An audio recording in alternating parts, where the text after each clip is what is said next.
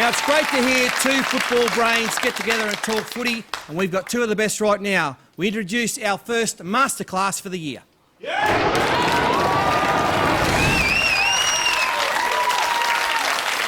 Thank you, Fatty. Yes, Masterclass is back. We ran it through the final series last year, and the idea was to get to talk to the coaches and the players that are actually out there involved in the action and get their view on things. Now, this season, we're going to be looking at teams that come up with extraordinary performances or individuals and then bring them here on a Thursday night and dissect the game in their words and see what they were feeling at the time. Joined tonight by Benji Marshall because his team, the Tigers, yeah, good on you, Benji.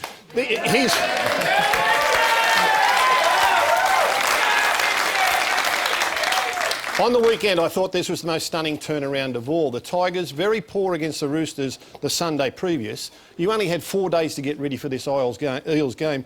What was the preparation like? What was your mindset going into this game? I think, our pride was a little bit hurt against the Roosters, and they made us look pretty ordinary all over the park, and a lot of people individually were disappointed. And I think the sooner we played, the better for us, because you got that fresh in your head how poor you played, and you want to go out and show, prove to yourself how much better players we were, and I think we've done that. Was it as simple as that, just getting back to basics like run and tackle hard? Because it was really inspirational early in the game, just how fast everything was moving for you.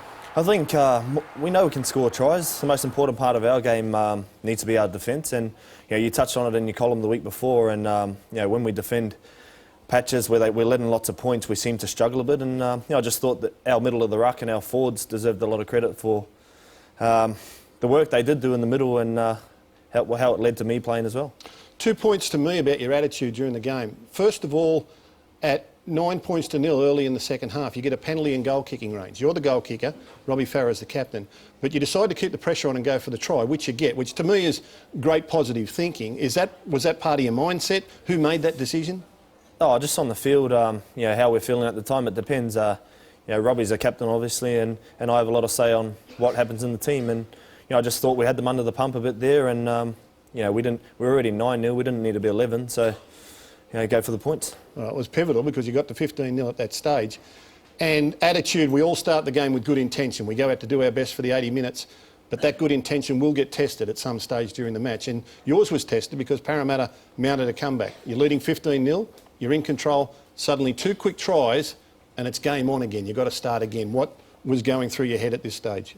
I was just thinking, keep playing. I mean, if you let it phase your game and phase how you think about playing, I think most footballers in my position need to keep playing their normal game and keep trying to attack, whereas a lot of players go into their shells and play a lot more negative sort of football. But we know we can score points, and their try was off a kick, and the second one was just great play from Tamana Tahu and Jared Haynes. So we knew we were still in it, and they're the tough games you like playing in, and I could feel the attitude there the whole game, and like I said, our forwards done a tremendous job for us and finished the game off for us. It's not easy when you've got a good lead and the other side gets you back very quickly. You're still in front, and you're sort of caught between trying to protect those points, or do we score again and keep attacking? You went the latter, and that was the positive mindset on the night. Yeah, I think you have to, and that's the sort of team we are. As we like to play that attacking sort of football, and we love playing. Well, we love having the ball. I just think when we fix up our defence and we have the right attitude on the field, and if our forwards keep doing a job like they've done on Friday night, it makes my game easier. I get a lot more time with the ball, and they make me look good. I got man of the match, whereas the forwards should have been the ones getting it. It was easily their most sustained defensive display. I mean, they kept attacking the ball runner all night, right to the 80th minute. It was great to watch. Oh yeah, well, that's what happens, Gus. When you lose like you do, the hiding we got from the Roosters, and you want to get that pride back, self-pride, and no one likes being called soft or likes knowing that you can play better than you did and put in a poor performance where that's the worst game I think we'll play this season. So to turn that around and everyone want to restore that pride and prove to ourselves more than anyone else that we can play with that intensity and defence, it's important. All right, a couple of moments out of the game. The field goal, which nearly everyone at the ground missed. It was right on the stroke of half-time. You've kicked it from 40-odd metres out. It was still rising 48. When it got... Yeah, 48. Still rising when it got to the posts. I understand that's your first field goal in the NRL. Now, I would have lost a bet on that. Yeah, it's probably my first in my life ever. But, no, I mean, one of our players, Chris Lawrence, I think, went down injured, and me and Robbie just looked at each other and said, field goal. because our coach, in our game plan, we had early field goal as just a play. So, it was on to take it, and lucky it went over. It's the only one I've ever kicked. I haven't kicked one in training. Right. Have you ever had a shot in a game and missed? Yeah, I've had one, and didn't go too good. Didn't go too good. Oh, well, you know you can kick them now. The other one is the brilliant try in the corner by Lottie Takiri off the Robbie Farah kick. Now, I've watched this 1,000 times. A, I can't believe they attempted it, and B, I can't believe they pulled it off. I mean... Well, I think Lottie's watched it 1,004 times, so should ask Lottie that one. But no, I mean, there wasn't that much room down the short side, and against 3 players, and you see Lottie, what he does in the air here, he plucks it out, and lucky his hair didn't get in his eyes, but to put the ball down like that... But the wingers, I mean, we see wingers now reaching around corner posts and in under players and getting their legs and hands off the ground. Are they practising this stuff, or is it just coming natural? I don't know. Lottie's a gifted athlete, and he's got great hands, and I mean, he's just fit in like he hasn't been out of the game for that long, and you just see it.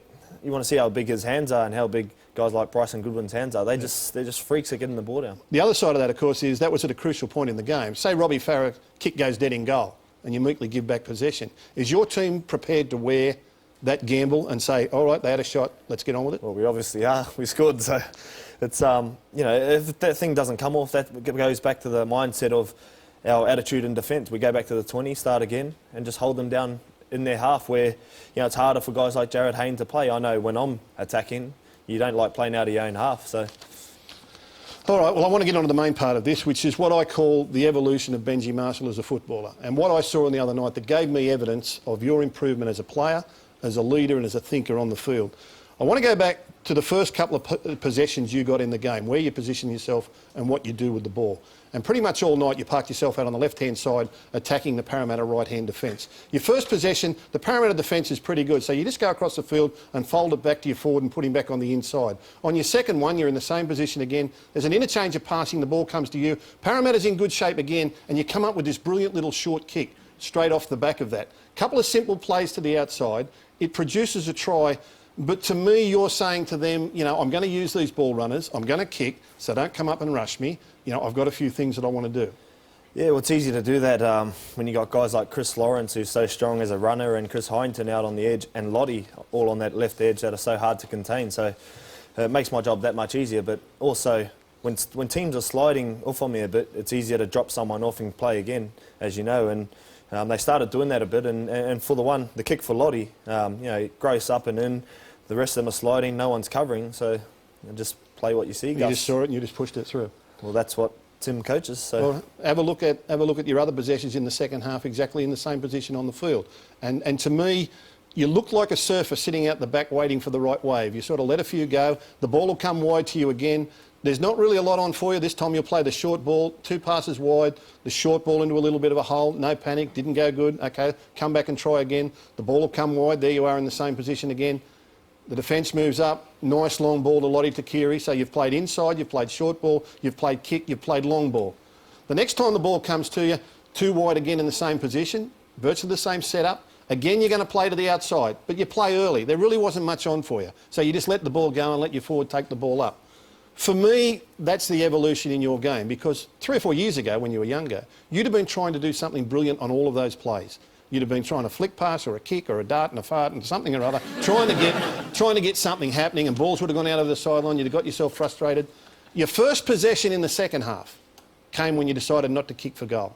All right? And after having played outside all first half, this is what happened in the second half, Benji's first possession of the ball. The ball comes wide, standing in exactly the same position. Everyone else is in the same position. Defence relaxes, bang, bang, back on the inside, score onto the post, pulled their pants down. To me, that's the evolution of you as a player, that you waited so long for that opportunity, you sucked them into that outside football for 45 minutes, and then the moment they relaxed on the inside, you punished them back on the inside.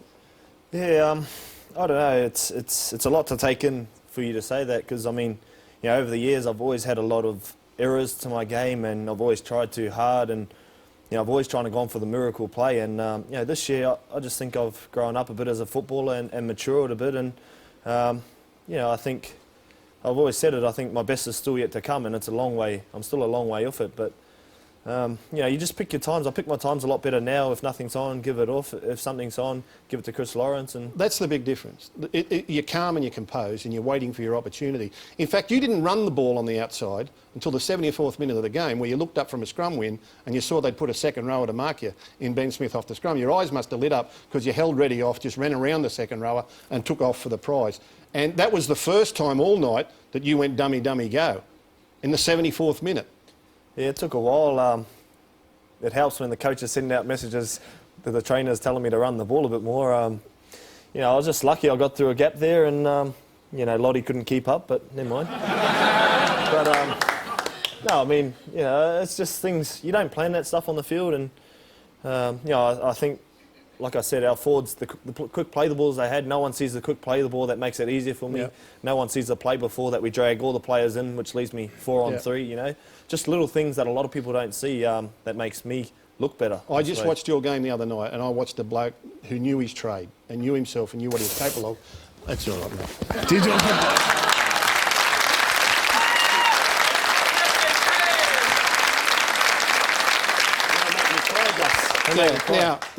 Now, I want to take your mind back to our last masterclass. Do you remember this?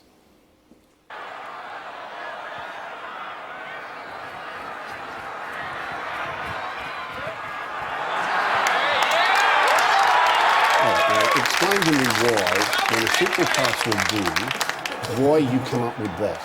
I don't know if a simple pass will do, Gus. I can't agree with you there. Right, okay. If I pass it normally, Grove slides off me and takes the tackle. Okay. If I don't, I pick up the ball. So if I go this way, you come into me, I throw it out the back, you're not going to get back to him. Yeah, okay. So I usually think you're right, but this time I think you're wrong, mate. Well, you're just...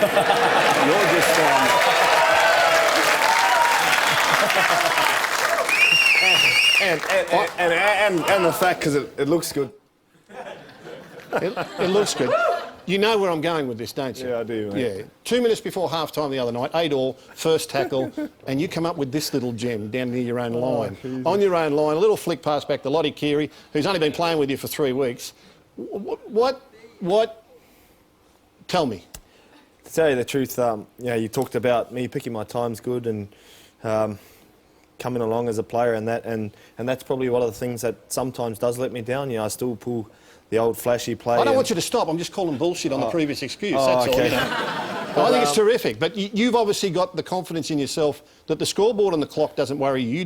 You just react to what you see and what you do. And sometimes that can be a good thing and sometimes a bad thing. I mean, lucky that time it come off. But I mean, if it doesn't, it's 8-all. They come down and they score the next points. Could be a different game. But I always knew the pass was going to get there, Gus, to tell you the truth. And I practice that much. All right, I want to be really serious here.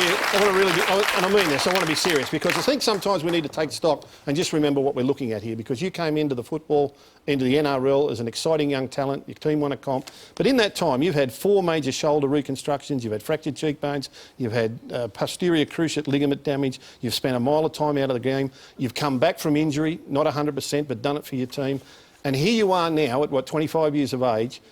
What I see now is the complete footballer, a man with the best part of his career in front of him, a man who's got a tough, competitive attitude, who knows his game, and without doubt one of the top 2 or 3 most popular players in the NRL. I think it's a real credit to you and your coach, what you've done with your career.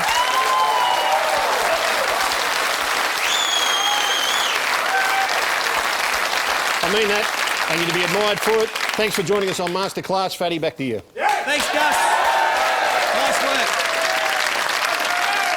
Well done by Gus, and I think Benji's going well on the field. What about how he just handled himself then for 10 minutes? It was fantastic. Riveting television. Thanks, Benji. Good on you. Now, on Sunday afternoon on Channel 9 at 4 p.m, you will see the Raiders taking on the Tigers, and the Raiders are a lot better team at home. The Tigers are favourites in this one. The Raiders have got a great home record, though, and I've tipped the Raiders. They had a 5-day backup last weekend against... I think it was the Titans, and I think they've got 8 days now. I think they'll be a lot better, and they'll be hard to beat down there. Oh, Canberra's always tough, Fatty. I mean, you turn up, they got great players in the halves. I mean, Terry Campese on his game's unbelievable, and Bronson Harrison out wide, just killing them on their right edge. So it's going to be a tough ask for us, to travel to Canberra Sunday arvo in not the best conditions. I was tipping the Tigers by 2, but after that I'm tipping them by about 42. Yeah. Sam, what do you think? Well, What do you think, Sam? I'm going to tip Canberra only because you